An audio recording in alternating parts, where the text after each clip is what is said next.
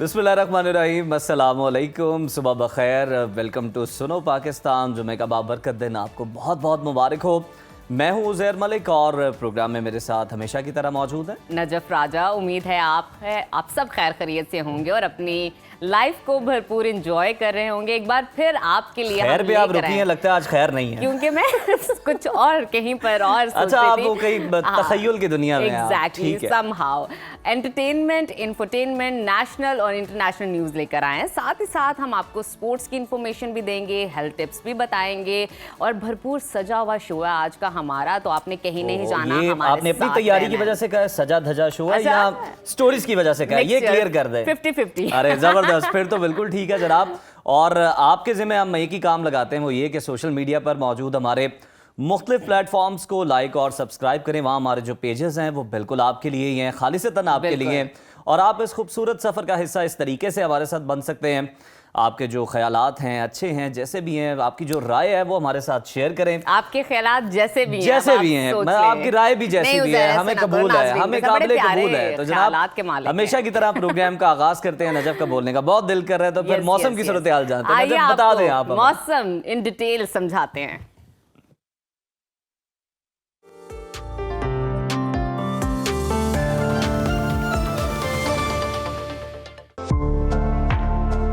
पंजाब समेत मुल्क भर में बारिश ने रंग जमा दिया। मौसम दिलफरेब हो गया है और जाती सर्दी को ब्रेक लग गई है। कहीं बूंदाबांदी तो कहीं मूसलाधार बारिश, कहीं यालाबारी तो कहीं बर्फबारी से कुदरती नज़ारे मजीद निखर गए हैं। महकमा मौसमियात के मुताबिक आइंदा 24 घंटों के दौरान बारिश और बर्फबारी का सिलसिला जारी रहेगा। मुख्तलिफ शहरों में मौसम की क्या सूरत हाल है, आइए जानते हैं। सबसे पहले जिक्र करते हैं गिलगित बल्तिस्तान का,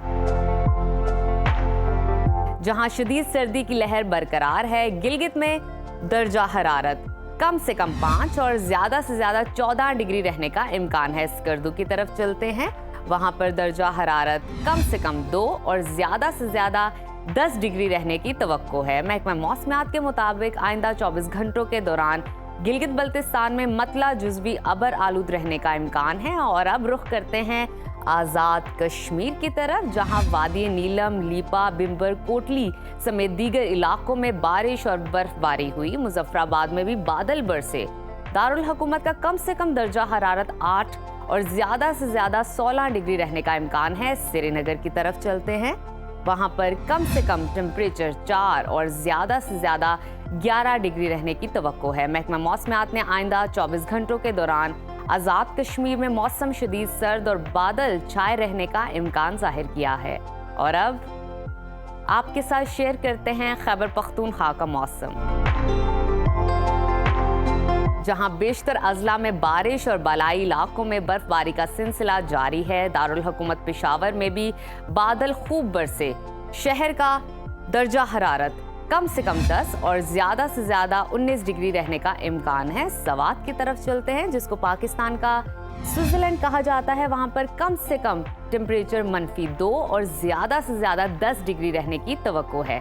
महकमा मौसमियात के मुताबिक आइंदा 24 घंटों के दौरान खैबर पख्तूनख्वा के ज्यादातर इलाकों में मौसम सर्द और मतला जुज़वी अबर आलूद रहने की तवक्को है।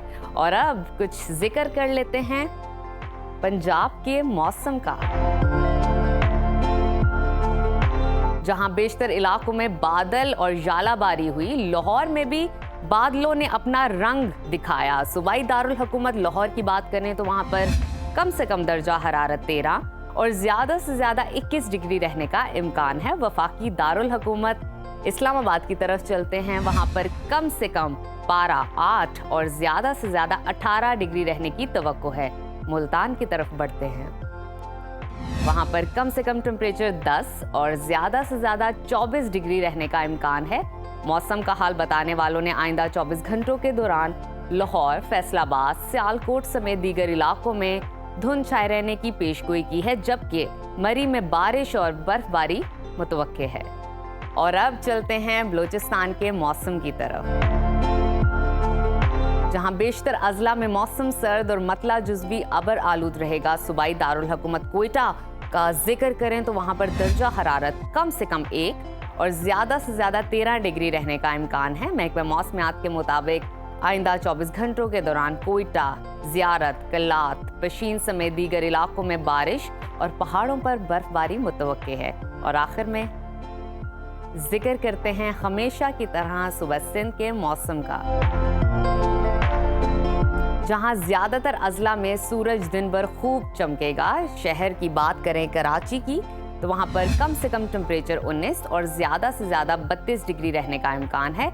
हैदराबाद की तरफ चलते हैं, वहां पर कम से कम दर्जा हरारत 19 और ज्यादा से ज्यादा 33 डिग्री रहने की तवक्को है। महकमा मौसमियात के मुताबिक आइंदा 24 घंटों के दौरान कराची समेत साहली इलाकों में बूंदाबांदी की पेशगोई की गई है।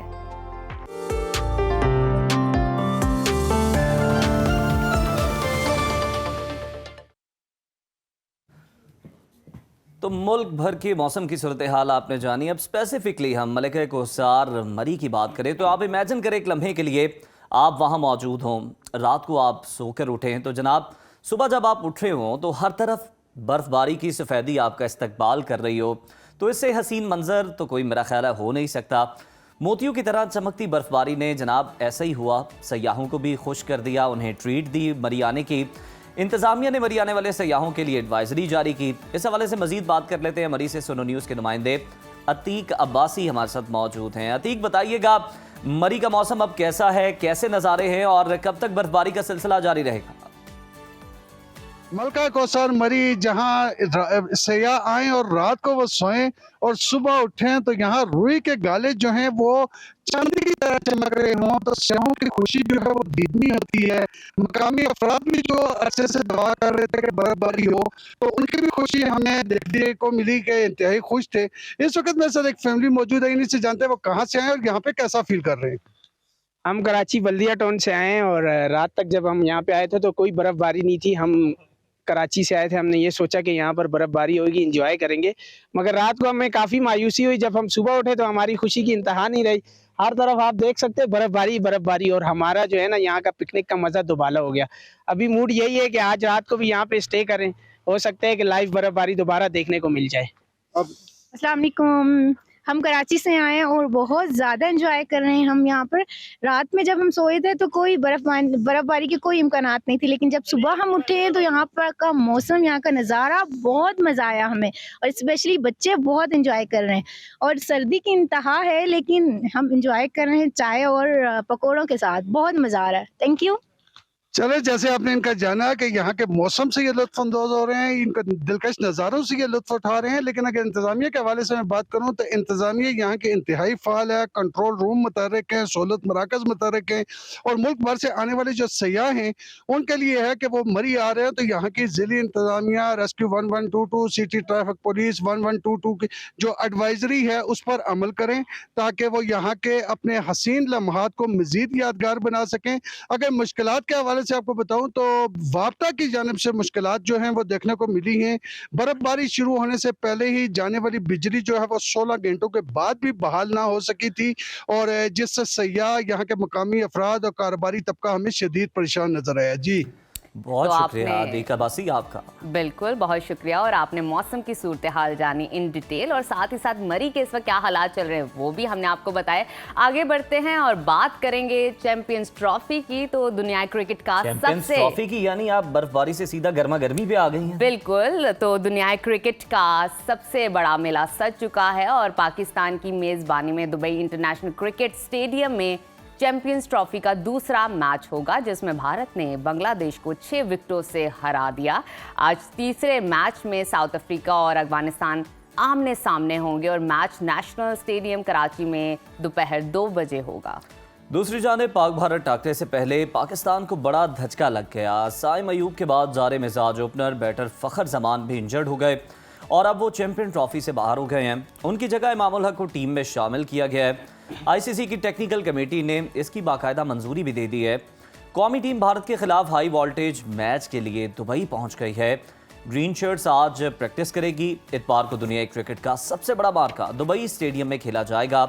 पहले मैच में शिकस्त के बाद अगर मगर का खेल भी शुरू हो गया है और अब पाकिस्तान के पास गलती की बिल्कुल कोई गुंजाइश नहीं। भारत के साथ होने वाला मुकाबला डू एंड डाई मैच होगा। न्यूजीलैंड से शिकस्त के बाद पाकिस्तान अपने ग्रुप में अब बांग्लादेश से भी नीचे चला गया रन रेट में, क्योंकि जितने बड़े मार्जिन से पाकिस्तान हारा, बांग्लादेश उस तरह से नहीं हारा। तो नाजरीन, इसी तमाम सूरत हाल पर बात करने के लिए इस वक्त हमारे साथ मौजूद हैं स्पोर्ट्स एनालिस्ट सैयद मोहम्मद अवैस। बहुत शुक्रिया अवैस साहब आपके वक्त का। सबसे पहले आपसे जानना चाहूँगी, साइम अयूब के बाद फ़खर जमान भी चैंपियंस ट्रॉफी से बाहर हो गए हैं। फ़खर जमान का टीम से आउट होना पाकिस्तान के लिए कितना बड़ा नुकसान है?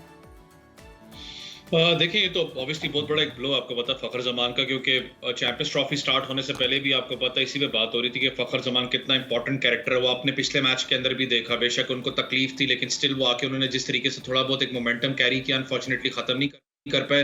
अभी कुछ वीडियो फुटेजेस भी आ रही है ड्रेसिंग रूम की, जहां पर वो आउट होके वापस गए, तो काफी आपको पता कि उनकी रोने वाली वीडियो है कि वो ऑब्वियसली दिल आपका जब टूटता है कि चैंपियंस ट्रॉफी इतना बड़ा इवेंट है, आगे पार्टिसिपेट ना कर सको। लेकिन सबसे बड़ा गलती जो सी है वो पाकिस्तान क्रिकेट टीम की है। देखें, कहीं ना कहीं शायद स्टेडियम्स बनाते हुए हम भूल गए थे कि हमने अपनी टीम के बैकअप पे भी तैयारी करनी है।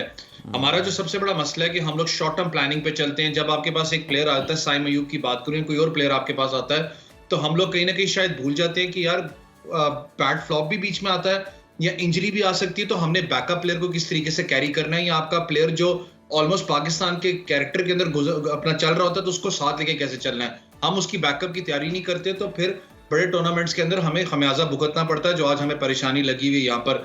मैं इसलिए चाहता था कि जब आपके पास एक ट्राई नेशन सीरीज जैसा एक मुकाबला था, आपने सबसे ज्यादा मैचेस खेले हैं चैंपियंस ट्रॉफी से पहले, आप एटलीस्ट आपके पास इतनी गुंजाइश थी कि आप उस्मान खान को भी ट्राई कर लेते, ताकि आपको पता होता कि यार अगर हमारे पास कोई मसला होता है तो कम से कम मुझे पता हो कि यार ये लड़का किस पोजीशन पे अपना खेल सकता है। अब उस्मान खान के ऊपर भी प्रेशर होगा, मैं उसके हक में बात नहीं कर रहा। देखें, इतने बड़े मैच के अंदर अगर आप इंडिया के खिलाफ उसको उतारते हैं, जो कि उसने ओडीआई क्रिकेट अभी नहीं खेली, T20 से आप उसको ओडीआई में डाल रहे हैं, तो किस माइंडसेट से आप जाएंगे। फिर दूसरा, जब आपने मैच खेलना है, आप स्पिन बॉलिंग ऑप्शन को देखिए, आपके पास सिर्फ एक स्पिनर मौजूद है।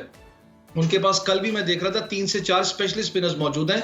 तो पाकिस्तान इस वक्त अगर पूरे स्क्वाड की बात करूं तो आपका डिस्टर्ब स्क्वाड लग रहा है। आपने जो 3 चेंजेस आप लेके आए थे, खुशदिल ने उसने बहुत अच्छे तरीके से उस दिन परफॉर्म किया, लेकिन फिर फहीम अशरफ आपके पास है, उस्मान खान आपके पास है, आपने उनको इतने ज्यादा मैचेस दिए नहीं ट्राई नेशन सीरीज के अंदर कि आप उनको अपना ज़हन में आप बता सकते कि यार हमारा बैकअप प्लेयर इस पोजीशन के लिए तैयार है। तो पाकिस्तान टीम इस वक्त जरूर डाउनफॉल की तरफ है, लेकिन चैंपियंस ट्रॉफी जैसे आपने भी कहा अभी खत्म तो नहीं हुई, लेकिन गुंजाइश आपके पास गुंजाइश बाकी है। वैसे जरा ये भी बता दीजिएगा कि फ़खर जमान की बात हो रही थी, उनकी जगह इमामुल हक को टीम में शामिल किया गया। उनके ट्रैक रिकॉर्ड को अगर देखा जाए तो वो बतौर ओपनर कितने बेहतर साबित हो सकते हैं? देखिए, इमाम की तो एवरेज आपको पता बड़ी जबरदस्त 41 से 48 के करीब उसकी एवरेज है। जो भी मामला थे जिसकी वजह से उसको टीम से ड्रॉप किया गया था, लेकिन एज एन ओपनर बड़ा एक सेट पैर आपको नजर आ रहा था। मसला आपका यह है कि आप मॉडर्न डे क्रिकेट की तरफ नहीं है। आज भी देखिए, आप पाकिस्तान टीम को अभी उठा के आप देख लें, बेशक दुबई विकेट जो सी है वो थोड़ा सा लो स्कोरिंग गेम होगा। कल भी बांग्लादेश का मैच देखें तो इंडिया ने आखिरी लम्हात के अंदर जाके आखिरी ओवर्स के अंदर वो मैच जीता, तो आसान नहीं होगा। स्लो विकेट है वहां पर, 270-80 भी जो बड़ा टफ टोटल होता है चेस करने के लिए, क्योंकि स्पिनर्स डोमिनेट करते हैं। ये बड़ा मैच है। आप देखें इस वक्त उस स्टेक के ऊपर मौजूद है कि आप चैंपियंस ट्रॉफी से बाहर हो सकते हैं, आपने गलती की गुंजाइश है नहीं। तो मैंने कहा ना, चाहे वो इमाम खेलें चाहे उस्मान खान खेलें, उनके ऊपर प्रेशर बहुत ज्यादा होगा। इमामुल हक का मसला ये कि सबसे बड़ा जो इशू हमें नजर आया था पाकिस्तान टीम में वो था rotate the strike. Babar Azam पे तो लोग वैसे आपने प्रेशर की बात की, तो जरा ये भी बताइएगा कि जो ये इस तरह से रिप्लेस पे खिलाड़ी आ रहा होता है उस पर तो कुछ ज्यादा दबाव ही होता है।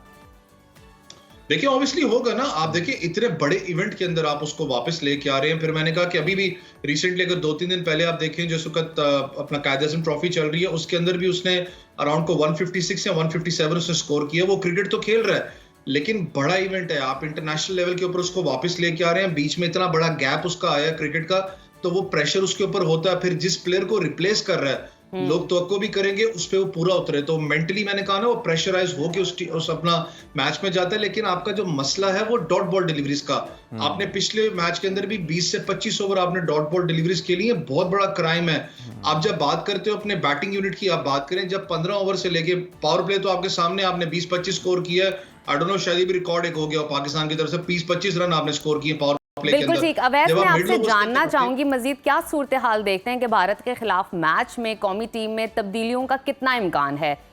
इमामुल हक के अलावा क्या तब्दीलियां हो सकती हैं? देखिए तब्दीली तो अभी तक तो क्योंकि सूरत हाल जिस तरीके की है अनफॉर्चुनेट स्पिनर्स पे ज़्यादा आपको बैंक करना पड़ेगा, लेकिन आपके पास इस वक्त एक ही स्पेशलिस्ट स्पिनर है, वो है इब्रार। उसके अलावा तो आपके पास है कोई नहीं। इब्रार ने बल्कि अच्छी परफॉर्मेंस पिछले मैच में भी दिखाई थी। फिर आपके पास दैट मीन्स कि आप खुशदिल शाह और आगा सलमान के साथ ही कंटिन्यू करना चाहेंगे यहाँ पर। बैटिंग यूनिट में बात करूं तो मुझे नहीं लगता कि इमाम उल हक को जो उनसे जाते ही इतने बड़े मैच के अंदर चांस दे दिया जाए। मैंने कहा ना, बहुत बड़े गैप के बाद आ रहे हैं फिर टीम के साथ। अच्छा वैसे आप बैटिंग लाइन की बात कर रहे हैं, यकीनन आप इमाम उल हक की भी बात कर रहे हैं कि वो उनके लिए बड़ा प्रेशर होगा क्योंकि वो कोई भी इंटरनेशनल मैचेस नहीं खेल पा रहे थे। ज़रा हम बॉलिंग लाइन की तरफ आते हैं।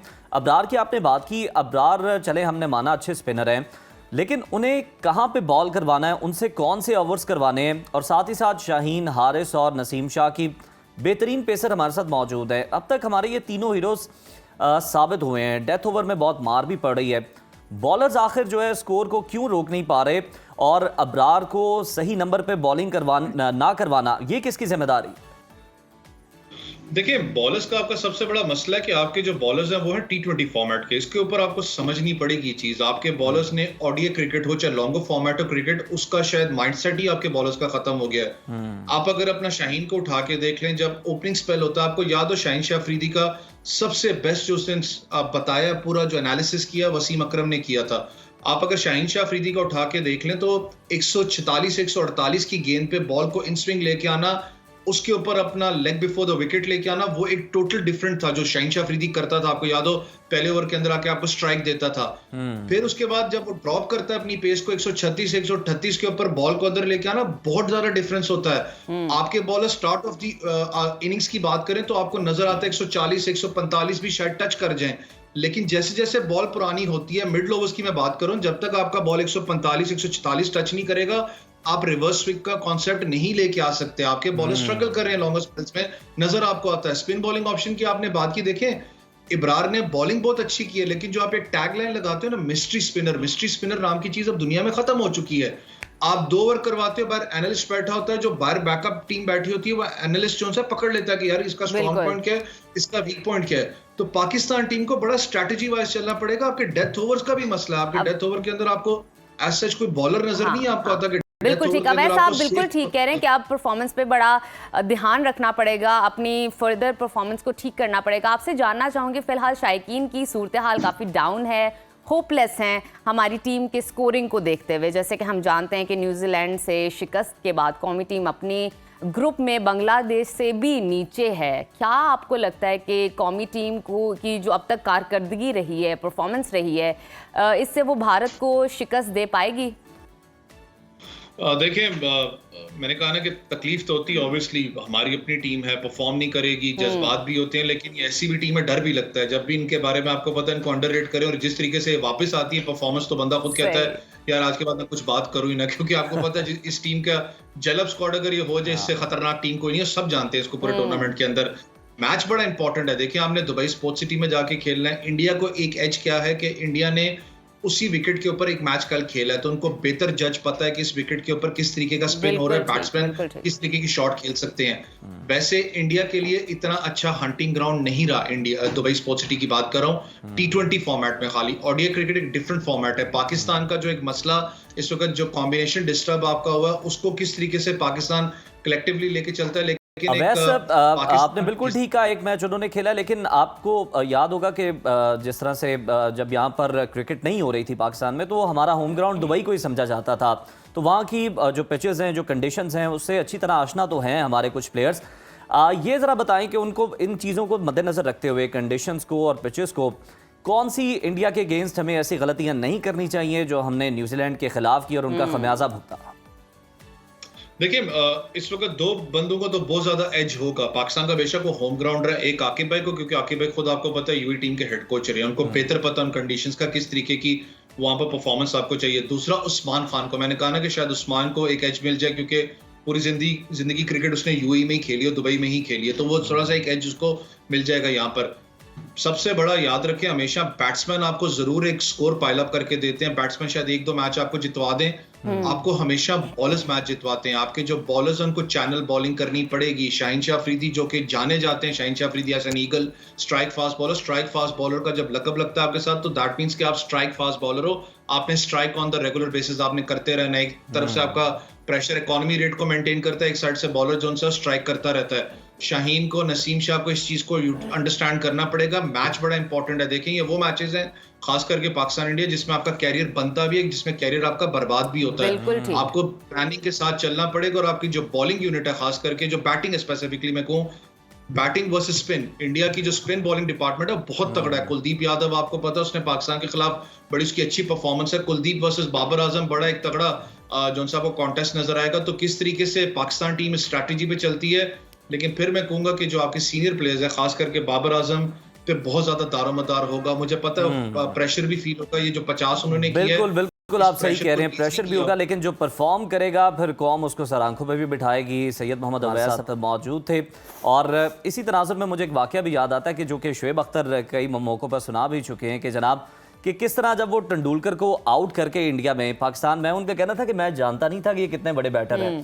कहते जब मैं पाकिस्तान आया तो मेरा इतना भरपूर वेलकम किया, मुझे कंधों पे उठाया गया, तो मैंने कहा यार ये इसलिए कि हम भारत के खिलाफ मैच जीते हैं। कहते नहीं, आपने तेंदुलकर को आउट किया है। क्या बात है, ज़बरदस्त। इस तरह के बहुत सारी स्टोरीज और वाक़यात हिस्ट्री में हुए हैं जिन्होंने हमें जोश दिलाया है क्रिकेट के हवाले से, और मज़ीद शायकीन में डिटर्मिनेशन का इजाफा हुआ है। तो नाजरीन इसी सूरत हाल को देखते हुए अभी एक छोटी सी ब्रेक शामिल करते हैं प्रोग्राम में और ब्रेक के बाद दोबारा मुलाकात करते हैं। देखते रहिए सुनो पाकिस्तान। मुस्तफ़ा अगवा और कत्ल केस में दौरान तफ्तीश मुलजिम अरमगान की जानिब से सनसनीखेज इंकशाफात सामने आए हैं। मुलजिम की निशानदही पर पुलिस ने आला ज़र भी बरामद कर लिया। तफ्तीशी अफसरान के मुताबिक मुलजिम की निशानदही पर ख़याबान मोमिन पर वाक़े इस बंगले पर कार्रवाई की गई और बंगले के गार्ड रूम में छुपाया गया लोहे का गार्ड भी बरामद कर लिया गया। इस हवाले से मज़ीद तफसीलात क्या हैं, आइए जानते हैं। कराची से हमारे साथ इस वक्त मौजूद हैं सुनो न्यूज़ के नुमाइंदे शामिर खान। Welcome to Suno Pakistan. शामिर, बताइएगा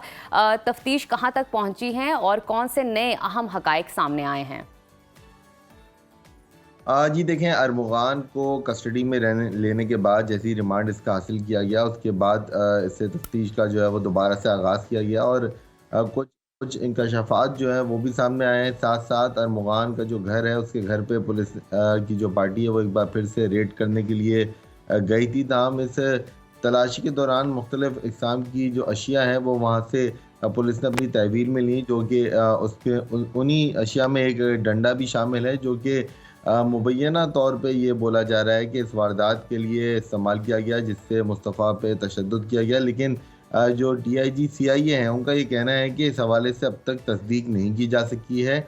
जो चीज़ें वहाँ से तहवील में ली गई हैं उनके फॉरेंसिक कराया जाएगा, उनके फिंगरप्रिंट्स उन पर जो हैं वो हासिल किए जाएंगे और फिर ही जो है किसी हतमी बात पे जो है वो पहुँचा जा सकता है, हतमी नतीजे पे जो है पहुँचा जा सकता है। साथ साथ दूसरी जानिब देखा जाए तो अरमगान का एक जाली शनाख्ती कार्ड जो है वो भी मंजर आम पे आया है। अच्छा। जिसमें साकिब नाम से जो है ये इसने एक शनाख्ती कार्ड बनाया था, साकिब व सलमान के नाम से, जो कि मुबैना तौर पे इसने तब से बना रखा था जब इसको पहली बार ANF ने गिरफ्तार और किया। शामिर, मेरा ख्याल है ये जाली ID कार्ड बनाने का मकसद भी ये था कि जब पुलिस कहीं किसी नाके पे या किसी भी जगह रोके तो उसका रिकॉर्ड शो ना हो क्रिमिनल।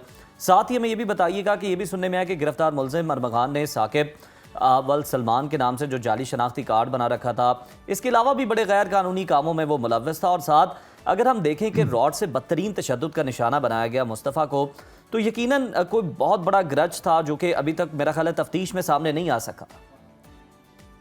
जी देखें उज़ैर, 2-3 तरह की सूरत हाल और 2-3 तरह के मामला सामने आ रहे हैं। पहले तो ये बात सामने आई कि एक लड़की को लेके इन दोनों के दरमियान, मुस्तफ़ा और अरमगान के दरमियान जो है वो झगड़ा था। और एक बात ये भी सामने आई कि नशावर चीज़ के हवाले से, नशे के हवाले से भी इन दोनों के दरमियान जो है झगड़ा था। दोनों के हवाले से बताया जा रहा है कि मकतूल भी और कातिल भी दोनों नशे का इस्तेमाल करते थे और जो है वीड नामी जो एक नशा होता है उसको लेके इन दोनों के दरमियान जो है झगड़ा गुज़िश्ता चंद दिनों से जारी था। ताहम अरमगान का जो बयान है वो यकीनी तौर पे अहमियत का हामिल है जब वो तस्दीक करेगा कि दोनों के दरमियान क्या ऐसी बात हुई जो कि इस नहज पे पहुंचना पड़ा अरमगान को कि उसने मुस्तफ़ा को जो है पहले तशद्दुद शामिर, किया और हमें फिर उसको ये भी जलाकर बताइएगा, ये डिजिटल करेंसी की हेराफेरी का क्या मामला है? सुनने में आया कि डिजिटल करेंसी की हेराफेरी भी हुई है और दर्जनों अकाउंट्स भी क्रिएट किए गए थे।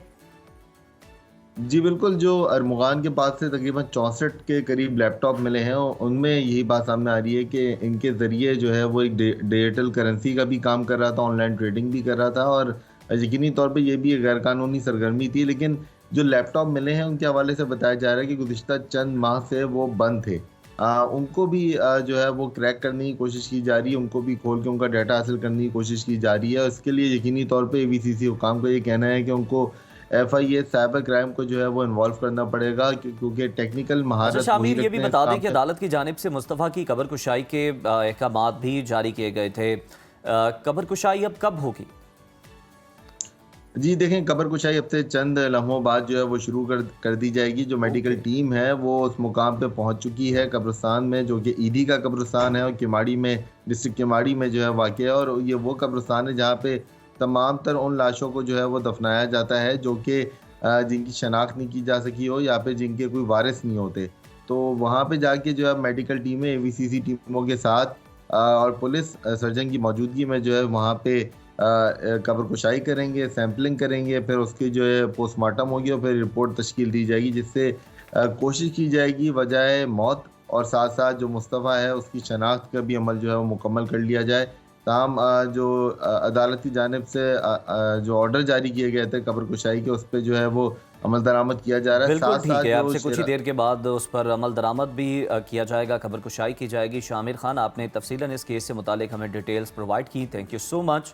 और उम्मीद करते हैं कि जो पुलिस है वो मुख्तलिफ पहलुओं से तहकीक व तफ्तीश कर रही है इस केस की और जो वजूहात हैं वो जानने की कोशिश कर रही है, मुकम्मल हकायक जानने की कोशिश कर रही है कि आखिर ऐसे वो कौन से हालात वाक़यात थे जिसमें एक दोस्त ने एक दोस्त का कत्ल कर दिया और इतनी बेदर्दी से उसे बेईमाना तशद्दुद का निशाना बना के कत्ल किया और उस पर भी बस नहीं की, उसकी लाश को भी जला दिया, लाश की बेहुरमती भी की। तो इन तमाम सवालात के जवाब मिलना अभी बाकी हैं इस केस की। जो लेटेस्ट अपडेट्स आती रहेंगी, डिटेल्स आती रहेंगी, हम आपके साथ शेयर करते रहेंगे। यहाँ वक्त हुआ है प्रोग्राम में ब्रेक का, कहीं मत जाइए, देखते रहिए सुनो Pakistan. Welcome back to Suno Pakistan. खबर शामिल करते हैं इंटरेस्टिंग, और ख़बर ये है कि पाकिस्तान की मारूफ अदाकारा हानिया आमिर और दिलजीत दोसांझ के हवाले से दोनों इस वक्त और उस वक्त खबरों में आए जब हानिया आमिर ने बरतानिया में दिलजीत के कॉन्सर्ट में शिरकत की, जहां दिलजीत ने इन्हें स्टेज पर बुला लिया और ये वाक़या सोशल मीडिया पर इतना वायरल हुआ, लोगों ने इतना पसंद किया कि इंटरनेट सार्फिन की बड़ी तादाद ने दोनों फनकारों को एक साथ स्क्रीन पर देखने की ख्वाहिश का इजहार किया। और मुझे लगता है कि फैंस की इसी ख्वाहिश का एहतराम किया उन्होंने। और अब इस हवाले से जनाब खबर ये सामने आ रही है कि भारतीय मीडिया ये दावा कर रहा है कि हानिया आमिर और दिलजीत दोसांझ नीरू बाजवा की नई आने वाली पंजाबी फिल्म सरदार जी 3 की कास्ट में शामिल हो चुके हैं। नीरू बाजवा खुद भी मारूफ अदाकारा हैं। इंस्टाग्राम पर हानिया आमिर की दिलजीत दोसांझ के साथ एक तस्वीर भी सामने आई है जिसमें सरदार जी 2 की कास्ट के दरमियान हानिया आमिर भी खड़ी दिखाई देती है। रिपोर्ट्स के मुताबिक सोशल मीडिया पर मद्दाहों ने तस्दीक की है कि दोनों को ईडनबर्ग में शूटिंग करते देखा गया है और वो दिलजीत के आने वाले गाने की म्यूजिक वीडियो के लिए काम कर रही हैं। तो जनाब बेस्ट विशेस हैं और बड़े अच्छे प्लेटफॉर्म पे काम कर रही हैं और बड़े अच्छे फनकार के साथ कर रही हैं। और वैसे भी हम देखते हैं कि फ़न की कोई सरहद तो होती नहीं है कोई और नहीं है। इसका इजहार कई मौक़ों पर, कई कॉन्सर्ट्स पर हो चुका है जनाब कि वो कहते हैं कि हम पाकिस्तानी गाने बड़े पसंद करते हैं और पाकिस्तानी सिंगर्स कहते हैं और जो हमारे फनकार हैं पसंद किए जाते वो हैं, कहते हैं जनाब हम आपका हाँ। म्यूजिक पसंद करते हैं, ड्रामास पसंद करते हैं। तो मेरा ख्याल है ये एक बड़ा अच्छा और पॉजिटिव जेस्चर है। चलें एक और अच्छी खबर आपके साथ शेयर करते हैं और इंटरेस्टिंग न्यूज़ है, वो आजकल की मसरूफ़ ज़िंदगी से मुताल्लिक है, जहाँ हम देखते हैं कि लोगों के चेहरों पर मुस्कुराहटें गायब हो गई हैं, लेकिन उन मुस्कुराहटों को वापस लाने का फ़न ये भी कोई जानता है। लाहौर की सड़कों पर चलता फिरता गोल्डन मैन जनाब महंगाई, गुर्बत और बेरोज़गारी से परेशान आवाम के चेहरों पर खुशियाँ बिखेरने में कोशा है और उनकी लाइव परफॉर्मेंस से बच्चे बड़े सब बहुत खुश होते हैं और उनके साथ तस्वीर बनवाते हैं। उनकी हौसला अफजाई के लिए उन्हें पैसे भी देते हैं जिनसे उनका गुजर बसर होता है। इसी हवाले से रुबीना यूसुफ ने एक खसूसी रिपोर्ट तैयार की है, आइए देखते हैं।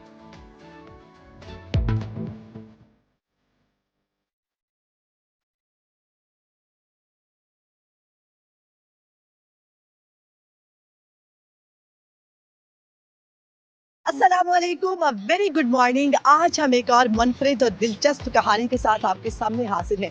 आपने अक्सर रोड्स पर खड़े ऐसे अफराद को देखा होगा जो अपने जिस्म पर सुनहरी या चांदनी जैसा स्प्रे लगाकर मुजस्मों की सूरत में खड़े होते हैं और लोगों को अपनी एबिलिटीज़ से एंटरटेन करते हैं। और इन लोगों की कहानी क्या है और ये स्प्रे लगाने का अमल कितना मुश्किल है, ये लोग अपने इस काम को आर्ट समझते हैं या मजबूरी, इन सारे सवालों के जवाब लेने के लिए हमारे साथ मौजूद रहे।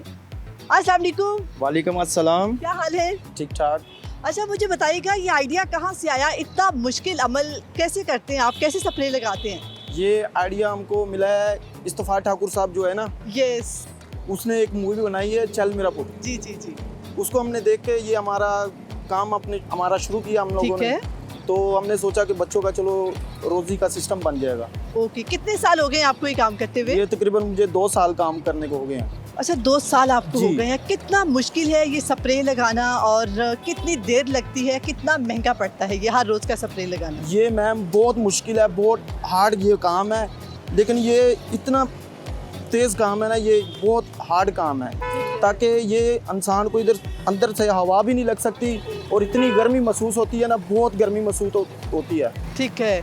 तो इसका ये आधे घंटे का जो हम तैयार होते हैं, आधा घंटा लग जाता है तैयार होने में। तो कितना कमा लेते हैं आप इससे? यही तकरीबन 2000-2500 रुपये बन जाता है हमारा। बस 2000-2500? जी। 2000-2500 आपका, 2000 उसका, जी। या मतलब दिन का कोई 4000 हो गया? दिन का जो हो जाता है 3000-2500 रुपये इतना हो जाता है। ये आपके क्या लगते हैं छोटे बच्चे? ये मेरा भांजा है। अच्छा, भांजा है। कभी आपने नहीं सोचा कि छोटा सा बच्चा है, आप उसे भी साथ खड़ा करते हैं पूरा दिन? बस क्या करें, ये हमारी मजबूरी है।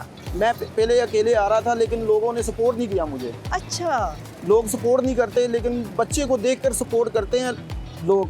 लेकिन ठीक है। हमारा भी दिल है, हमारी भी समझ लो कि एक ख्वाहिश है कि हमारे बच्चे अच्छे स्कूल में जाएं और तालीम हासिल करें। ठीक है। हमारा भी दिल है, ठीक है। लेकिन क्या करें, हमारी मजबूरी है कि इतना हमारे पास पैसा खर्चा नहीं होता जो हम अपने घर के अगराज पूरे कर सकते हैं। तो दिन में कितने घंटे खड़े होते हैं आप? दिन में हम इधर आते हैं 2 बजे आते हैं, तकरीबन शाम 6 बजे चले जाते हैं। अच्छा, मुझे बस ये बताइएगा कि आप बचपन में क्या बनना चाहते थे और कभी सोचा कि आप इसको छोड़ें और बाकी अपने कोई और चीज़ कर लें? देखिए, हमारी भी ख्वाहिश थी कि हम छोटे जब होते थे ना, तो हमारे माँ बाप जो ना स्कूल जाने देते थे, लेकिन हम उधर से भाग आते थे। ओके। लेकिन क्या है कि आज हम लोग ये पछता रहे हैं कि हम वो अपने माँ बाप की मार डांट हम पे अमल कर सकते थे, तो अब हम ये काम नहीं कर सकते थे। इसलिए ये हमको ये काम बहुत मुश्किल लग रहा है। ओके। अच्छा, अभी भी ऐसे बहुत सारे बच्चे हैं जो हमें देख रहे हैं जो बहुत ज़िद करते हैं, पढ़ते नहीं हैं। मुझे लगता है कि उन्हें यहाँ से सबक सीखना चाहिए। और बहुत सारे ऐसे लोग हैं जो आप दोनों को यहाँ देखते होंगे और सबक सीखते होंगे कि शायद ज़िंदगी में वो जब माँ बाप हमें स्कूल भेजते हैं तब तो वो हमें अच्छे नहीं लगते, लेकिन जब हम लोग पढ़ जाते हैं तब हमें एक एहसास होता है।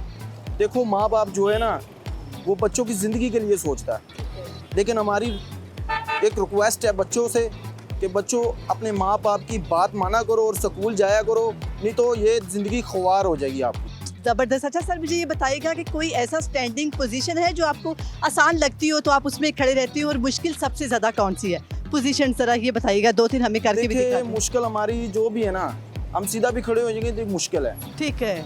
अगर नीचे होकर खड़ा होंगे फिर सबसे ज़्यादा मुश्किल है। किस तरह से आप दिखाइएगा? देखो, ये सिंपल है। ओके, ये सिंपल ओके। है, इससे ज़्यादा ये मुश्किल है। ओके, वाह, ये बहुत मुश्किल है। ठीक है। अभी आपने इनकी गुफ्तगू सुनी, कितनी दुखी वाकया है, और ये जो स्टैचू है इसके पीछे इनकी अपनी एक कहानी है। लोगों को एंटरटेन करते हैं। इनके साथ एक छोटा सा नन्हा सा बच्चा मौजूद है, उनसे बात भी कर लेते हैं। क्या वो अपने इस काम को शौक समझते हैं या मजबूरी के लिए आते हैं? अस्सलाम वालेकुम। Thank you. क्या हाल है? ठीक ठाक। आपका नाम? अबलाल। खुशी से आप आते हैं या बहुत मजबूरी है पैसा कमाने? मजबूरी से आप निके आइए गए ओना पेट में पालना।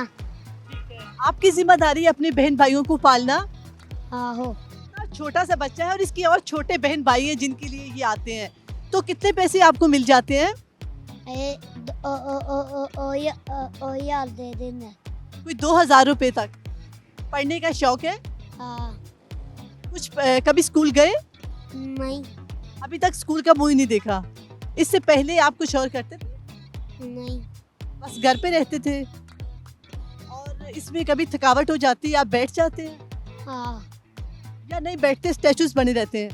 हाँ हो बने रहते हैं। बस बने रहते हैं स्टैचूज। और ये बच्चा कह रहा है कि मैं कभी बैठ नहीं सकता, स्टैचू बना रहता हूँ अगर थकावट भी हो जाए तो।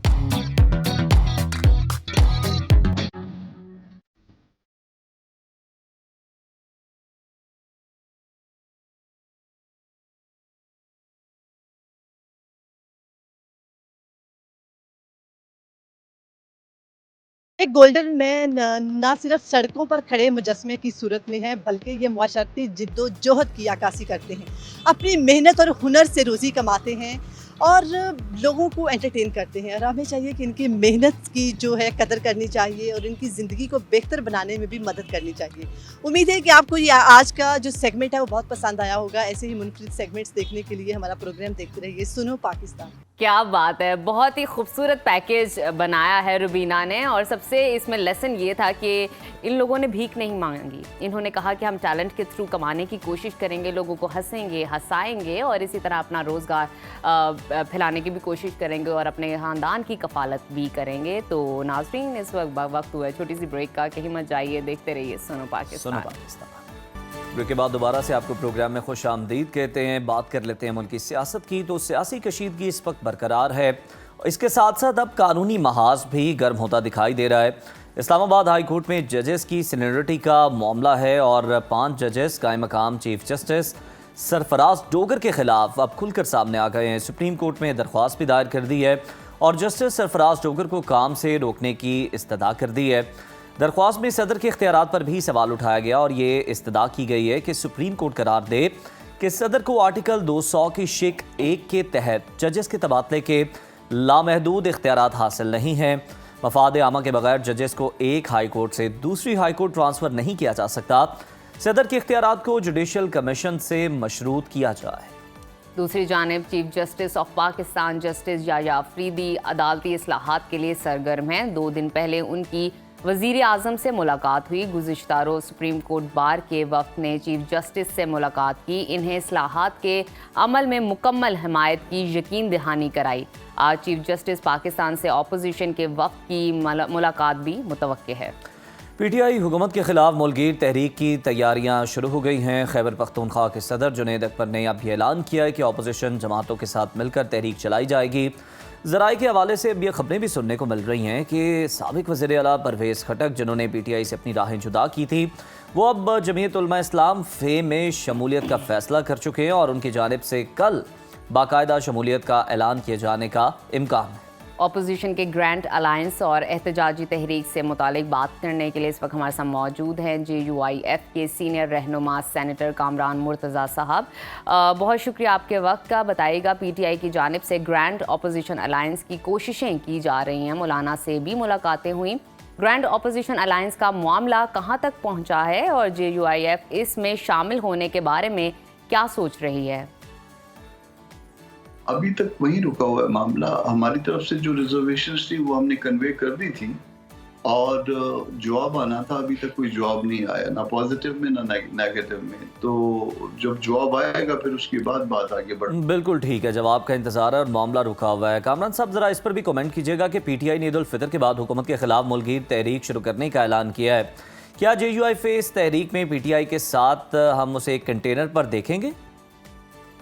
ये सारा कुछ कहना, वजह उसकी ये है कि जब तक हम दोनों पार्टियों की आपस में रिजर्वेशंस हैं और दूर नहीं होती वो, उस वक्त तक ये कहना कि हम एक कंटेनर पे नजर आएंगे, मेरा ख्याल है कि दुरुस्त नहीं होगा। हाँ, आपस में कोई ताल्लुकात मजीद जो है वो उसमें बेहतरी आ जाए और वो एक दूसरे के जो मसाइल हैं तो एक दूसरे के हवाले से वो ठीक हो जाए, तो फिर उसके बाद कहा भी जा सकता है कि हाँ हो सकता है ये सही।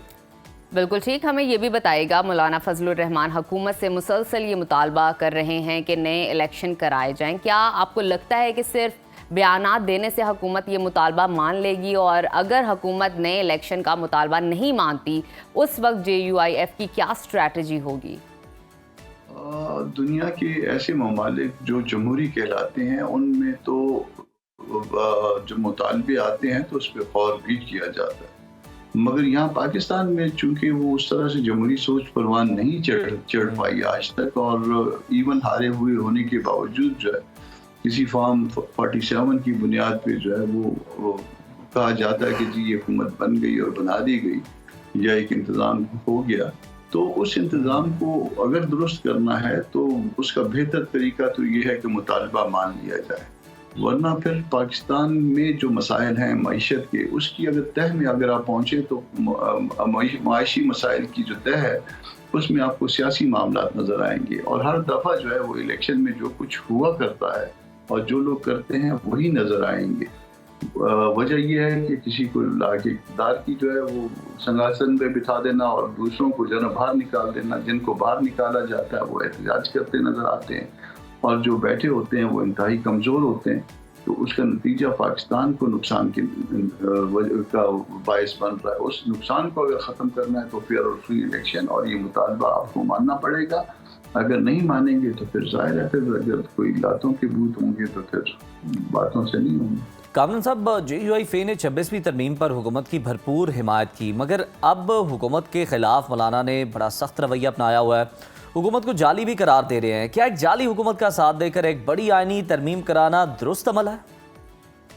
ऐसा है कि एक कंट्राडिक्शन तो ये हम सब की आप वो कह सकते हैं ना, PTI की भी हमारी भी, कि हम सारे जो है इस असम्बली को जाली करार देते हैं मगर हम बैठे हुए हैं। वजह उसकी मौजूद है और वजह जो है वो ऐसी वजह है कि अगर हम फर्ज करें कि असम्बली में ना बैठे हों, आज हम यहाँ से रिज़ाइन करके चले जाएं, तो नतीजा ये होगा कि लोग कहेंगे कि निज़ाम जो है अगर खुदा न खास्ता लपेटा गया तो आप इसके जिम्मेदार हैं। यहाँ हम एक अपना फोरम क्यों छोड़ दें कि जहाँ पे हम बात करते हैं तो एक मेंबर पार्लियामेंट के तौर पे हमारी बात में एक वजन होता है। तो ये जो 26वीं तरमीम की आप बात कर रहे हैं ना, 26वीं तरमीम में हुकूमत को कोई बेल आउट पैकेज नहीं दिया।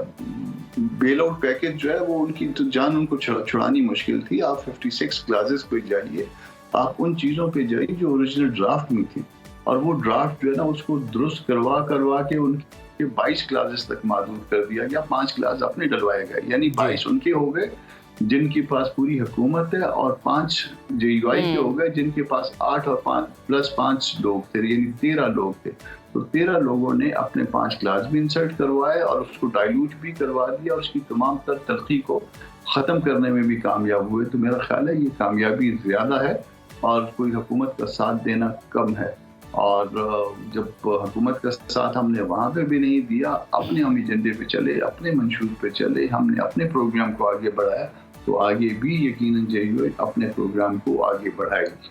बिल्कुल ठीक। अब कुछ बात कर लेते हैं कुरम की। बताइएगा, गुज़िश्ता कई माह से हम देख रहे हैं कि वहाँ के हालात ख़राब हैं, कबायली अमायदीन से मुआहदे के बावजूद कशीदगी बरकरार है, मुसल्लह अफराद की जानिब से सिक्योरिटी फोर्सेस पर हमले किए जा रहे हैं। क्या वजह है कि कुरम का मामला हल नहीं हो पा रहा?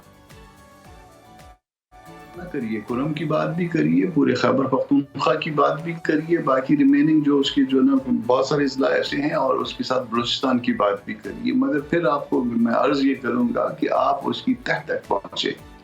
तय क्या है? तय वजह उसकी ये है कि ये हुकूमतें जो सूबों में बैठी हुई हैं ये एक इंतज़ाम है, और इंतज़ाम जो है ये असल जो है ना वो मैंडेट नहीं है। जब असल मैंडेट नहीं हुआ करता तो फिर इसी तरह से होते हैं, फिर उनकी बात नहीं मानी जाती, भले वो कुरम हो, भले बहुत सारे इज़ला हो सूबा खैबर पख्तूनख्वा के, या भले बहुत सारे इज़ला जो है वो बलूचिस्तान के हों। जब आप मैंडेट चुराएंगे या उसकी डकैती करेंगे तो इस तरह के मामला आपको दरपेश होंगे।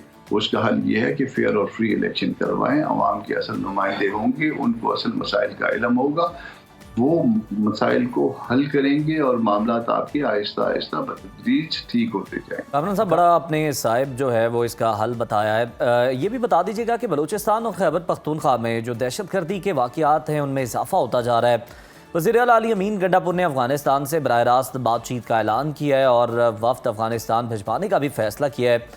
क्या सूबाई हुकूमत अफगानिस्तान से दहशतगर्दों के हमले रुकवा पाएगी अपनी कोशिशों से?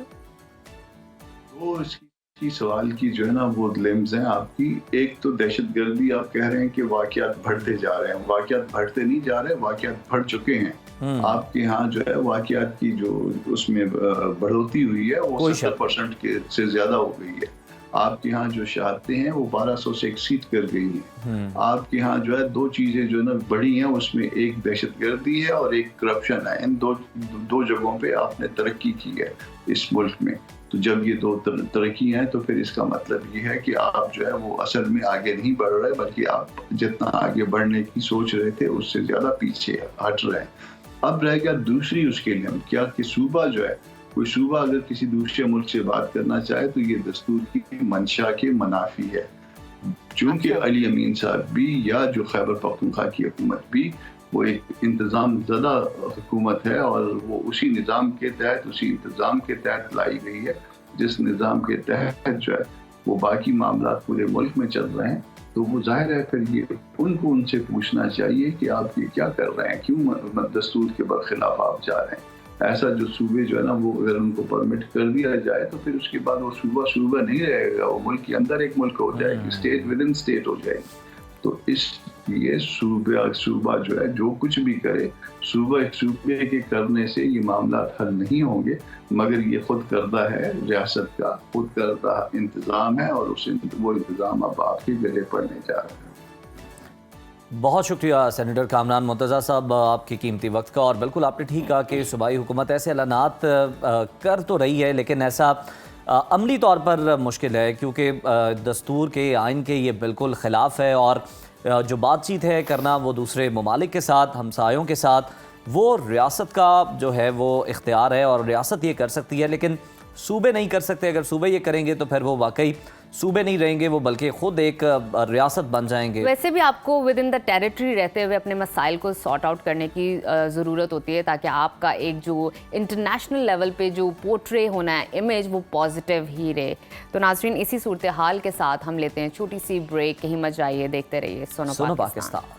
Welcome back to Suno Pakistan. नाजरीन, अब कुछ बात कर लेते हैं सेहत के हवाले से। तो एक ऐसे फल की हम बात करेंगे जो दिलकश भी है, मज़ेदार भी है और सेहत के लिए बहुत ज़्यादा मुफीद भी है। जी हाँ, हम बात करें स्ट्रॉबेरी की, जिसको आजकल डिज़र्ट में डाला जा रहा है, स्मूदीज़ बनाई जा रही हैं, आइसक्रीम्स लोग पसंद करते हैं स्ट्रॉबेरी की। लेकिन क्या हम जानते हैं कि इसके फ़वाइद कितने हैं, या आपकी इम्यूनिटी सिस्टम के लिए कितनी मुफीद है? आपके इम्यूनिटी सिस्टम को मजबूत करती है, आपकी जिल्द को निखारती है। इसके अलावा ये कैंसर के खिलाफ जो सेल्स हैं उनको भी ख़त्म करने की, जो मनफी सेल्स हैं उनको भी ख़त्म करने की कोशिश करती है। अच्छा नजफ, अगर मैं अपनी लाइलमी का एतराफ़ करूँ ना, तो मैं स्ट्रॉबेरी को इतने हवालों से नहीं जानता था, सिर्फ टेस्ट के हवाले से मैं जानता था। अच्छा। इतना मेरा लिंक था। तो आज का सेगमेंट आप ही के लिए। हाँ, तो चलें एक रिसर्च भी आपके साथ शेयर करते हैं जनाब। स्ट्रॉबेरी एंटीऑक्सीडेंट्स, विटामिन सी और फाइबर से भरपूर होती है, जो कि हमारे मुदाफ़ती निज़ाम को बेहतर बनाते हैं और जिस्म को मुख्तलिफ बीमारियों से महफूज रखते हैं।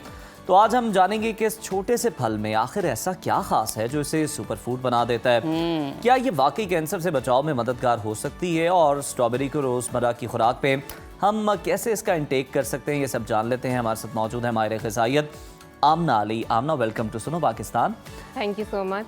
आमना, हमें ये बताएं कि इसे सुपर फूड क्यों कहा जाता है। सबसे पहले तो हमें ये बताएं कि ग़िज़ाइयत के एतबार से कौन सी ऐसी इसमें प्रॉपर्टीज़ हैं, कौन से विटामिन्स हैं, कौन से मिनरल्स हैं इस पर? जी बिल्कुल, आपने बिल्कुल सही लफ्ज़ इस्तेमाल किया है। इसको सुपर फूड्स ही कहा जाता है क्योंकि इतनी छोटी सी चीज़ है, लेकिन it's full pack of nutrients, antioxidants इसके अंदर होते हैं, फाइबर होता है। आपने शुरू में कहा ला इल्मी, लेकिन आपने बिल्कुल साइंटिफिक वर्ड्स यूज़ किए हैं, एंटीऑक्सीडेंट्स, फाइबर। सो इसके बहुत सारे फ़ायदे हैं। देखिए, मैं कल तक लाइल्म था, लेकिन मैंने फिर रात को रिसर्च वगैरह थोड़ी सी की तो मुझे पता चल गया। मैंने अपनी माजी की लाइल्मी का एतराफ़ किया। अच्छा, बिल्कुल सही हो गया।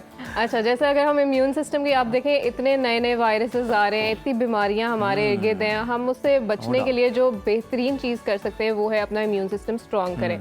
मेरे पास क्लाइंट्स आते हैं, सबसे पहले कहते हैं हमें कोई सप्लीमेंट बताएं जिसमें हमें सारे विटामिन्स और मिनरल्स मिल जाए। अच्छा। और जब मैं उनसे पूछती हूँ आप फ्रूट्स कितने खाते हैं एक दिन में या एक वीक में, तो वो कहते हैं हम फ्रूट्स तो नहीं खाते। तो जहाँ से आपको सारे न्यूट्रिएंट्स मिल रहे हैं आप वो लें। तो स्ट्रॉबेरी की जहाँ तक बात है, विटामिन सी इसके अंदर बहुत अच्छी मिकदार में। अब एक सवाल मैं आपसे ये ज़िमनी एक यहाँ पे पैदा हो गया सवाल, वो ये कि मैंने कुछ न्यूट्रिशनिस्ट हैं और बड़े जाने माने भी हैं, उनको सुना सोशल मीडिया पे, वो कहते हैं कि जो फ्रूट्स है ज़रूरी नहीं कि आप डेली ये फ्रूट लें। अच्छा हाँ, नहीं, आप क्या देखिए, कहेंगे जो स्टैंडर्ड हम गाइडलाइंस के ऊपर बात करें ना, हमारे डिफरेंट फूड ग्रुप्स होते हैं जिसके अंदर सीरियल्स हैं, फ्रूट्स हैं, वेजिटेबल्स हैं, तो एक दिन में हर चीज़ की रिक्वायरमेंट है। अगर मैं सब्जियों की सही। बात करूं तो उनकी भी 4 से 5 कप जो है सब्जियों के एक दिन की रिक्वायरमेंट है। इसी तरह फ्रूट्स जो हैं 3 to 4 सर्विंग्स, यानी 3 से 4 फल आपने एक दिन में खाने ही खाने, क्योंकि जो विटामिन्स और मिनरल्स आपको फ्रूट्स में मिल रहे हैं वो दूसरी चीज़ों में नहीं मिल रहे। बिल्कुल ठीक। अच्छा आमना, मुझे ये बताइए कि स्ट्रॉबेरी के तो बहुत सारे फ़ायदे आपने बता दिए, लेकिन आजकल हम वीडियोस देख रहे हैं सोशल मीडिया पर वायरल हो रही हैं कि स्ट्रॉबेरी के अंदर कुछ इंसेक्ट्स हैं, पेस्टिसाइड्स हैं, इसको तो धोना कैसे है? धोना कैसे, इसको बिल्कुल। डिप करके रखें सॉल्ट वाले पानी में, और इस तरह जितनी भी वीडियोस हैं उसके बारे में बेकिंग क्या पाउडर डालें कहेंगी? इसमें जी। और साथ ही साथ अगर हम बात करें दिल की सेहत की, आजकल हम देख रहे हैं यूथ के अंदर हार्ट अटैक के बहुत इश्यूज हैं, बड़ों में तो होते हैं लेकिन बिल्कुल। यूथ बहुत ज़्यादा मुतासिर हो रही है, तो ये दिल के लिए कितनी अफादियत रखती है, ये भी बताइए। जी, ये एक बहुत अच्छा सवाल है कि इसको धोना किस तरह से है, क्योंकि अगर आप इसको सही तरह से धो के इस्तेमाल नहीं करेंगे तो आपकी जो गट हेल्थ है, स्टमक, वो बहुत कॉम्प्रोमाइज होगी। इवन आपको टाइफाइड होने का भी चांस है, क्योंकि इसके अंदर इस तरह के बैक्टीरियाज होते हैं। बताएं सफाई तो कैसे करनी है? बिल्कुल, आप इसको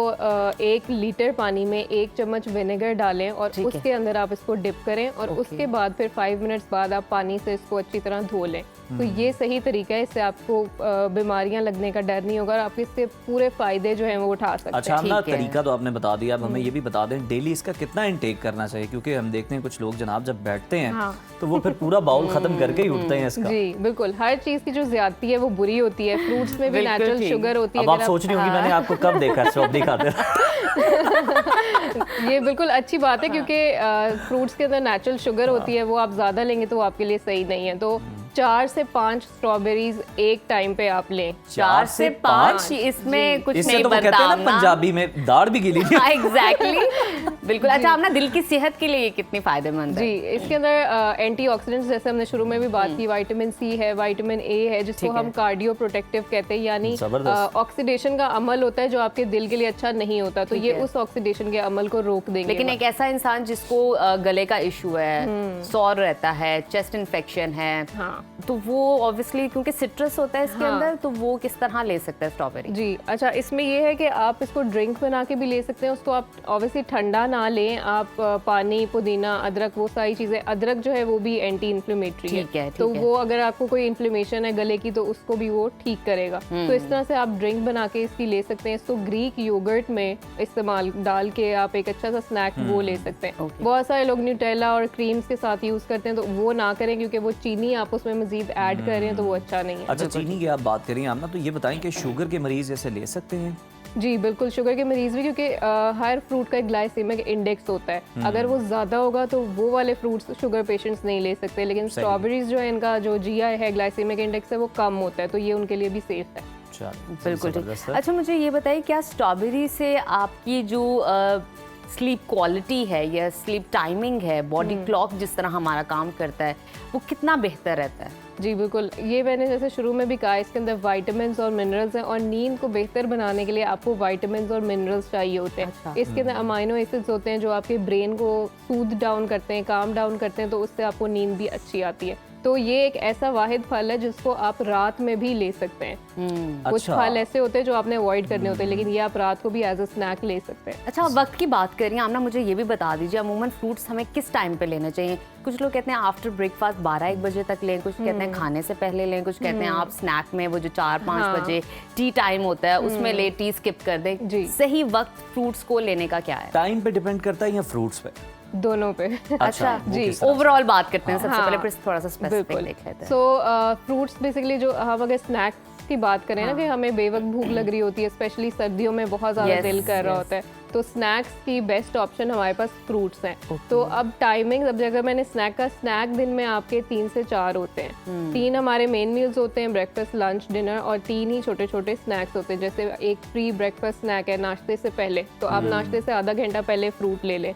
उससे ये होगा कि आपको सटाइटी आएगी, यानी आपका पेट भरा रहेगा, तो आप खाने पे भी हाथ हौला रखेंगे। हाँ, और इसी तरह मिड डे स्नैक होता है, यानी नाश्ते और लंच के बीच वाला टाइम, और इसी तरह फिर इवनिंग स्नैक, जैसे शाम की चाय लेते हैं, उसके साथ बिस्किट्स वगैरह खा रहे होते हैं, तो आप उसकी बजाय चाय के 15 मिनट बाद या 15 मिनट पहले कोई फ्रूट ले लें तो अच्छा। हम ना ये भी बता दें कि आजकल तो आपको पता है कि फिर वीडियोस भी वही ज़्यादा चल रही होती हैं कि जनाब वज़न किस तरह से कम किया जाए। तो ये वेट लॉस में भी कोई बेनिफिशियल है, हेल्प करती है स्ट्रॉबेरी? जी बिल्कुल, ये वेट लॉस के लिए भी बहुत अच्छी है क्योंकि इसके अंदर होता है फाइबर, और फाइबर जो है वो फीलिंग ऑफ फुलनेस देता है। जैसे मैंने अभी भी कहा कि अगर आप खाने से पहले ले लेंगे तो आपका पेट भरा रहेगा। हाँ, और वो जो आप कार्ब्स ले रहे हैं वो आप कम ले लेंगे। हाँ, और वेट गेन करने के लिए क्या ये फायदेमंद है? अगर किसी ने वेट गेन करना है? वेट गेन डिपेंड करता है अगेन क्वांटिटी पे। जैसे मैंने पहले भी बताया कि अगर आप इसको ज़्यादा अमाउंट में लेंगे, शुगर आपके अंदर ज़्यादा जा रही है, तो किसी भी चीज़ को अगर आप ज़्यादा लेंगे तो वो वेट गेन की तरफ जाएगा। नहीं, कम लेंगे कभी तो आप ज़्यादा लेकर भी आपको लग नहीं रहा होता खाना। लोगों की बातें सुननी पड़ती है। वेट गेन डिपेंड करता है ओवरऑल आपके पूरे दिन की इंटेक क्या है। किसी एक स्पेसिफिक चीज़ से वेट गेन या लूज नहीं होता। ठीक है, ठीक है। अच्छा, आमना मज़ीद हमें बताइएगा, जब हम बात करते हैं सेहत की तो बहुत सारे लोग कहते हैं कि आपको अपनी जिल्द को तरोताज़ा रखना है, तो जो आप खा रहे हैं ना ऑर्गेनिक प्रोडक्ट्स, वही आप अपने फेस पर भी रब करें जस्ट टू ग्लो और आपकी स्किन बेहतर हो जाएगी। तो क्या स्ट्रॉबेरी हमारी स्किन के लिए भी अच्छी है? स्किन के लिए बहुत अच्छी है, लेकिन उसका इस्तेमाल जो है ना, अगर आप अंदर लेंगे वो ज़्यादा बेहतर है कि आप उसको ऊपर लगाएं। क्योंकि अगर अंदर से आपकी बॉडी क्लीन होगी, प्योरीफाइड होगी, तो वो बाहर भी नज़र आएगा।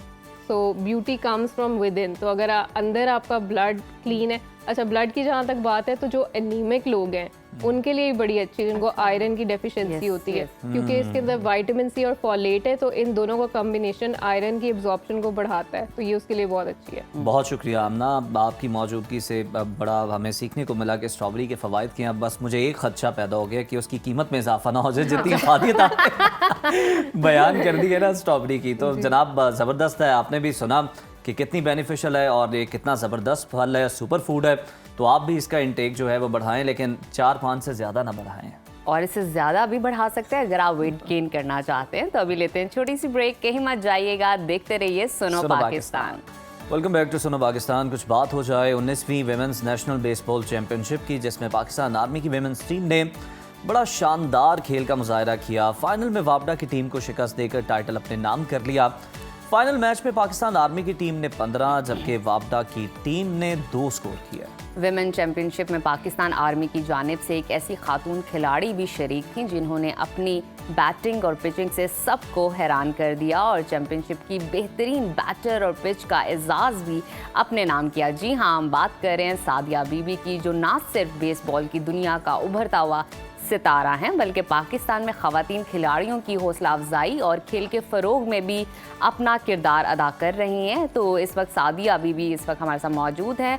बहुत शुक्रिया सादिया आपके वक्त का। बताइएगा कैसी हैं आप, और हमें साथ ये भी बता दीजिए कि आपकी ये बेसबॉल के खेल में दिलचस्पी कैसे पैदा हुई, और आपको बचपन से ही खेल का शौक़ था? बचपन से खेल का शौक़ था, क्रिकेट का, लेकिन फिर जो है बेसबॉल मैंने ज्वाइन कर ली। उसमें अल्लाह का शुक्र है कि जो है काफ़ी इज्जत मिली मुझे, ये पाक आर्मी जो है डिपार्टमेंट जो है बेसबॉल का ज्वाइन करके, उसके थ्रू जो है मुझे काफ़ी इसमें गेम में आगे जाने का मौका और इंटरनेशनल लेवल पे भी अपनी मुल्क की नुमाइंदगी करने का मौका मिला। अच्छा सादिया, हमें ये भी बताएं कि ये जो हाल ही में चैंपियनशिप हुई इसमें आपको बेहतरीन बैटर और पिचर का एजाज़ मिला। इस कामयाबी का सफ़र तो आपने थोड़ा सा बताया कि किस तरह करा। ये बताइए कि बतौर बैटर ज़्यादा मुश्किलात का सामना करना पड़ता है या पिचर, और किसको आप ज़्यादा एंजॉय करती हैं दोनों में से? बेसिक पोजीशन तो मेरी पिचिंग की है और मैं एज अ पिचर पार्टिसिपेट ज़्यादा करती हूँ टीम में, और पिचिंग पोजीशन जो है थोड़ी सी मुश्किल है उसके लिए मैं मेरे कोचेस जो है कोचिंग स्टाफ जो है मेरा मुझे बहुत मेहनत करवाते हैं, और जो है मेरी पूरी टीम की एफर्ट होती है उसमें, और पूरी टीम जब तक मेरे साथ ना वो मेरे ख्याल में इतना मैं आगे नहीं चल सकती। उनकी मेहनत साथ में मेरे शामिल होती है, तो उनकी वजह से अच्छा रिजल्ट है। क्या बात है सादिया, आपने इस वक्त टीम वर्क की बात की है। मुझे ये भी बता दीजिए कि पाकिस्तान में बेसबॉल को अमूमी तौर पर ज़्यादा मकबूलियत हासिल नहीं है। इस खेल के हवाले से बताइएगा कि अगर इसको फ़रोग के लिए हमें कुछ करना पड़े, कोई इक़दामात करना पड़े, तो वो किस तरह के इक़दामात होंगे? इसके लिए ये होगा कि अगर हम इंटरनेशनल लेवल अगर उसके मुकाबले में देखा जाए तो हमें जो है बेसबॉल फेडरेशन को हमें ग्राउंड जो है प्रोवाइड करने पड़ेंगे, अच्छे ग्राउंड, क्योंकि हमारा जब भी कैंप वगैरह लगता है तो हमें क्रिकेट ग्राउंड जो है दिया जाता है, उसमें हमारी ट्रेनिंग वगैरह होती है। तो मेरे ख्याल में उसके लिए जो है प्रॉपर हमें बेसबॉल का ग्राउंड जो है वो प्रोवाइड किया जाए, और प्रॉपर किट जो है वो बेसबॉल की जो है प्रोवाइड की जाए, मेरे ख्याल में हम उस लेवल पे जाके अच्छा परफॉर्म कर सकते हैं। बिल्कुल ठीक है, बहुत शुक्रिया सादिया आपका। और इसी तरह से आप जो है पाकिस्तान का नाम रोशन करते रहीं। और साथ ही साथ हम देखते हैं कि आलमी सतह पर बड़ी पसीराई मिलती है, बड़ी फ़ैन फॉलोइंग है इस खेल की। लेकिन अगर आपने भी अपने खिलाड़ियों को उस सतह तक पहुंचाना है तो फिर उनको वो जो तमाम स्टैंडर्ड्स फॉलो किए जा रहे हैं इस खेल से मुताल्लिक, अब वो चीज़ें आपको प्रोवाइड करनी पड़ेंगी। जिस तरह सादिया ने बताया कि हमें क्रिकेट के मैदान के अंदर ही प्रैक्टिस करना पड़ती है, तो आपको उनको प्रॉपर मैदान और जो चीज़ें होने चाहिए, जो भी उनकी रिक्वायरमेंट है वो पूरी करनी पड़ेंगी, तभी वो जो है वो इंटरनेशनल स्टैंडर्ड्स को मीट कर पाएंगे। और इसी के साथ लेते हैं छोटी सी ब्रेक। कहीं मत जाइए, देखते रहिए सुनो Pakistan, stay with us. Welcome back. Program में कुछ बात हो जाए आलमी दिन के हवाले से, तो आज पाकिस्तान समेत दुनिया भर में मादरी ज़बानों का आलमी दिन मनाया जा रहा है। इस दिन को मनाने का मकसद यही है कि हम अपनी मादरी ज़ुबानों को ना सिर्फ जिंदा रखें बल्कि उन्हें अगली नस्लों तक भी मुंतकिल करें। इस बार ये दिन यूनेस्को की जानिब से सिल्वर जुबली के तौर पर मनाया जा रहा है। क्या बात है नाजरीन, यूनेस्को के मुताबिक दुनिया भर में कमोबेश 8,324 ज़ुबानें बोली और इशारों के ज़रिए इस्तेमाल होती हैं, जिनमें से तकरीबन 7,000 ज़ुबानें अभी भी राइज हैं। मगर अफसोस के साथ कहना पड़ रहा है कि बहुत सी ज़ुबानें तेज़ी से ख़त्म हो रही हैं। माहिरीन का कहना है कि मादरी ज़ुबान में तालीम हासिल करने से बच्चों की समझ बूझ में इंटरेस्ट पैदा होता है, एतमाद आता है उनमें। मगर अफसोस की बात यह है कि 40% बच्चे जो हैं अपनी मादरी ज़ुबान में तालीम हासिल नहीं कर पाते।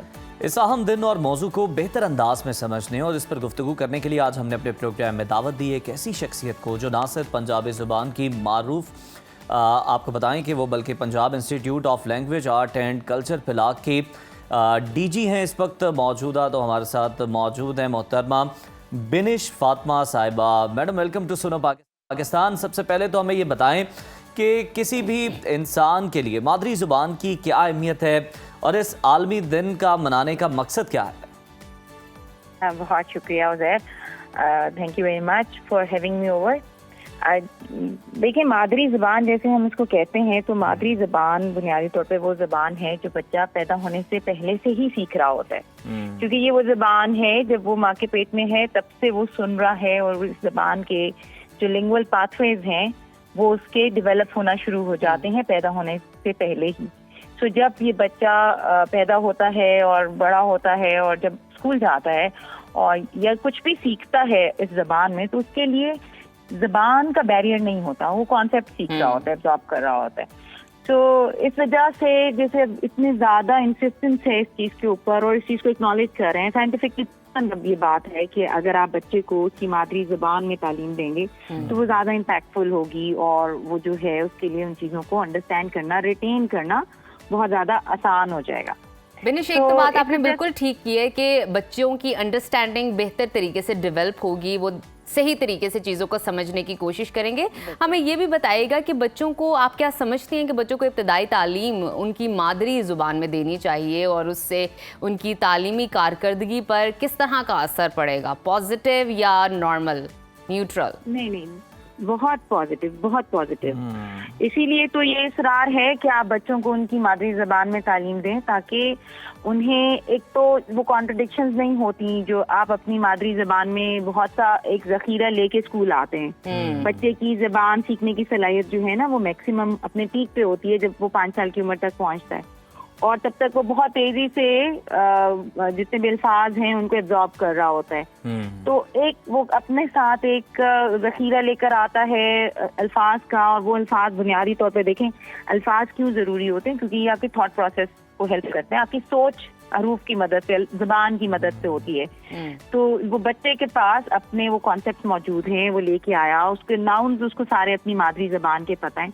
जब आप उसको तालीम देना शुरू करते हैं और आप किसी एलियन लैंग्वेज में या किसी एक और सेकंड लैंग्वेज में वो बात उसको समझाने की कोशिश करते हैं तो वो पहले ज़बान सीखने पे फोकस हो जाता है, फिर उसको अपने वो जो एक तरह से अनलर्न करनी पड़ती हैं चीज़ें और फिर नई चीजें लर्न करनी पड़ती हैं। ये एक एक्स्ट्रा प्रोसेस है, एक डुअल प्रोसेस है जिसमें फिर बिल्कुल आप सही कह रही हैं, ये ड्यूअल प्रोसेस है। बिनिश साहिबा, ज़रा ये भी बता दीजिएगा कि आप नहीं समझती कि बाहर नफ्सियात की भी खदमात लेने की ज़रूरत है, काउंसलिंग करने की भी बहुत ज़्यादा ज़रूरत है, सेशंस होने चाहिए इस पर कि हम देखते हैं कि नो डाउट इंग्लिश जो है वो एक इंटरनेशनल लैंग्वेज है, मजबूरी है, लेकिन जो मादरी ज़ुबान बोल भी रहा होता है ना, वो भी एहसास कमतरी का शिकार हो रहा होता है। इन्फीरियोरिटी कॉम्प्लेक्स कहीं ना कहीं पाया जाता है।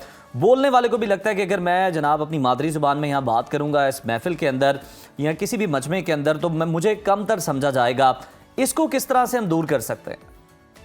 ये वाला जो एक कॉम्प्लेक्स है ये कॉमन नहीं है। आप देखिए बहुत सी तरक्की याफ्ता कौमें जो हैं जो बहुत अपनी जबान और सकाफत के ऊपर बहुत ज्यादा बिल्कुल, लेकिन हम अपने माशरे के मुताबिक बात कर रहे हैं बेनिश। जी मैं आपसे ये बात कर रही हूँ ना कि वो लोग अपनी ही जबान बोलते हैं। जर्मन, चाइनीज, इवन टर्क्स, आप देखें दे प्रेफर कि वो अपनी ही जबान में बात करें। हमारा समहाउ एक ये कॉम्प्लेक्स हमारे कॉलोनियल एक कह दीजिए कि लेगेसी चलती आ रही है कि अंग्रेज ने अंग्रेजी को और फिर उसके बाद उर्दू को एक तरह से सरकार की जबान बनाया था। और चूंकि वो जबान जो है अंग्रेजी और उर्दू दोनों आपकी एम्प्लॉयबिलिटी को भी इंश्योर कर रही होती थी और एक आपका स्टेटस, सोशल स्टेटस के तौर पे इस्तेमाल होती थी, इस वजह से आहिस्ता आहिस्ता हम अपनी जबान से थोड़ा दूर होते चले गए। ये जो आपने पहले बात की थी कि हम आज का दिन क्यों मनाते हैं, तो ये वो इसकी बुनियाद एक यही हमारे पाकिस्तान में ही पड़ी थी जब 1952 में ईस्ट पाकिस्तान के लोगों ने अपनी बंगला लैंग्वेज को सरकारी ज़बान का दर्जा देने के लिए स्ट्रगल की थी। इनकी स्ट्रगल बड़ी पुरानी है, 1948 से ही शुरू हो गई थी जब सिर्फ उर्दू को नेशनल लैंग्वेज कहा गया था। तो उस वक्त से उनकी ये जो है स्ट्रगल शुरू हो गई थी और 1952 में 1952 में फिर 21 फरवरी के दिन वो बिल्कुल बेनिश, आप बड़ा वैलिड और बड़ा सही जो है वो रेफरेंस दे रही हैं, हवाला दे रही हैं। प्रोग्राम का हमारे वक्त गया, आपका शुक्रिया अदा करेंगे। बेनिश फातिमा हमारे साथ मौजूद थी, डीजी पिलाक, और वो बात कर रही थी कि किस तरह हम अपनी मादरी ज़ुबान को फ़रोग़ दे सकते हैं। तो नाजरीन, ये था हमारा आज का प्रोग्राम और इस हफ्ते का हमारा आखिरी प्रोग्राम भी। तो जनाब अगले हफ्ते के लिए पीर तक हम आपसे इजाज़त लेते हैं। दोबारा पीर को आपसे मुलाकात करेंगे, तब तक के लिए अपना ख्याल रखिए और अल्लाह हाफ़िज़।